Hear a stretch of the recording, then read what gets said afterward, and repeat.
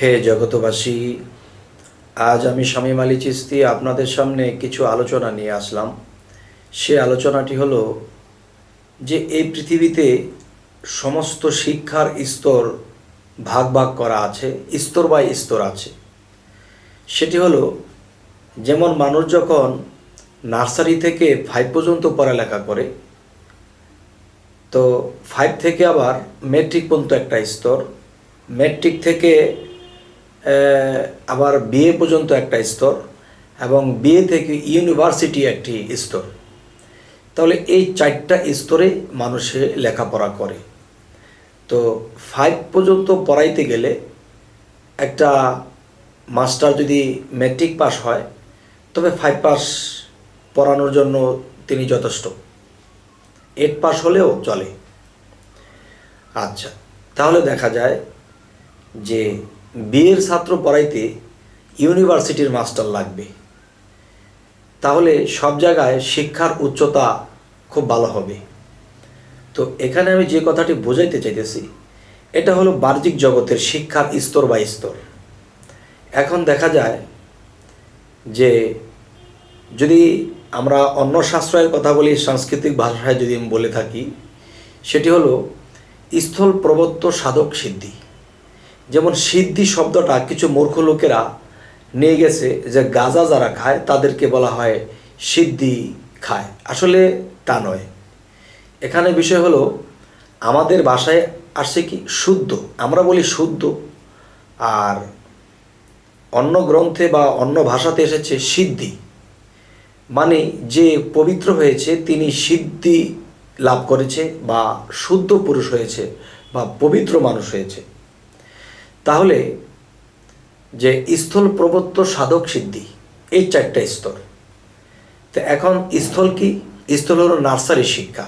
যারা সাধনা শুরু করলো, কিংবা যারা বাহ্যিকভাবে পুস্তক দিয়ে বা বিভিন্ন গ্রন্থ পড়ে পড়ে জ্ঞান অর্জন করতেছে এবং আল্লাহর আমল করে সাধনা করে, বা মুর্শিদ ধরেননি, এই গ্রন্থ পড়ে পড়েই তারা মানতেছে, বিশ্বাস করতেছে, এ হলো নার্সারি কিংবা স্থল।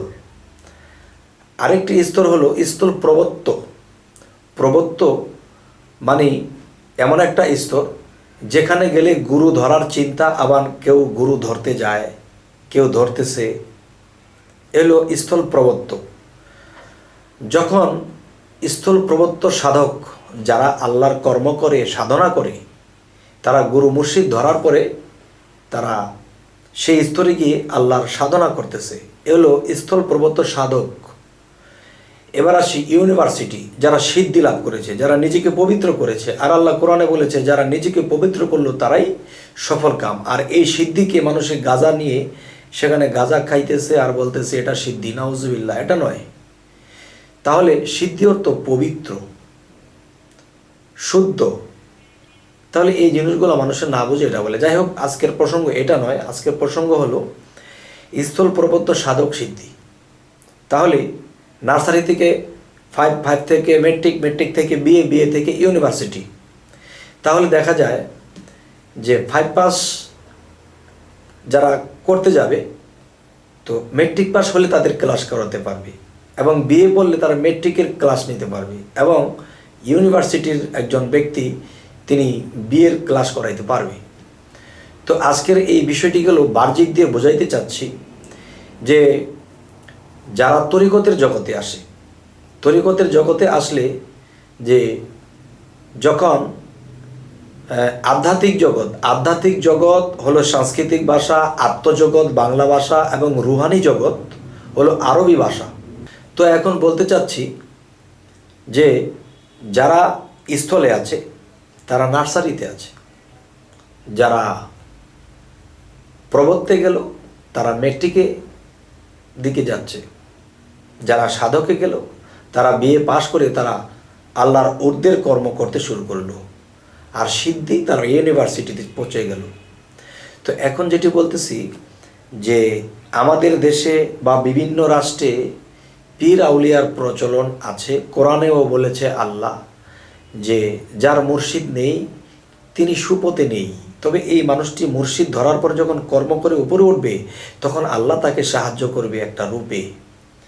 তো আমি যেটা বলতে চাচ্ছি যে বাংলাদেশ থেকে শুরু করে বিভিন্ন রাষ্ট্রে পীর আউলিয়া আছে, বিশেষ করে মুর্শিদ যাকে বলি, যার কাছে বায়াত গ্রহণ করতে হয়। সকল আউলিয়া কিন্তু বায়াত করেন না। তো বায়াত করেন যারা খেলাফত পেল, যারা পীর হলো।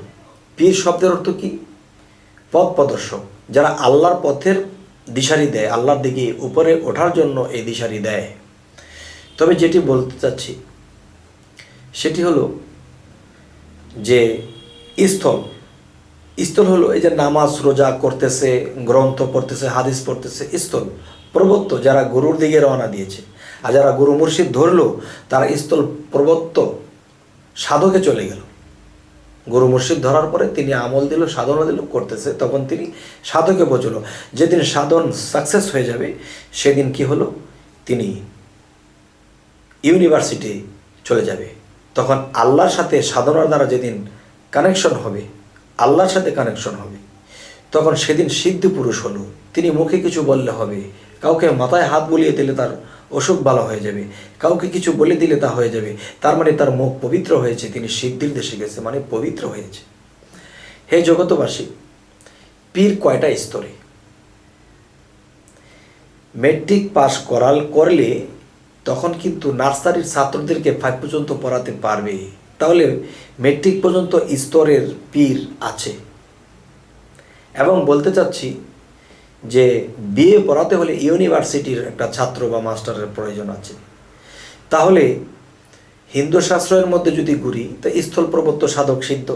যদি আমরা বাহ্যিক শিক্ষায় যাই তাহলে 5 মেট্রিক এবং বিএ এবং ইউনিভার্সিটি।